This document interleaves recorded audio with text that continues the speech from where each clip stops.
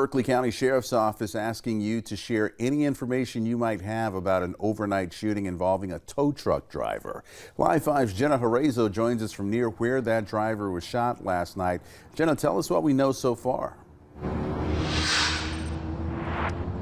Yeah, Raph, and what we know is officials say the tow truck driver ended up at this Spanx gas station at College Park Road and Highway 78, and deputies say the driver was wounded while attempting to repossess a car. The victim says they were on Curly Lane in Ladson before midnight. They say they got the vehicle hooked up and were getting ready to drive away when someone came out of the house and approached the tow truck. The driver says he immediately dropped the vehicle when he heard gunshots and the car was not towed away.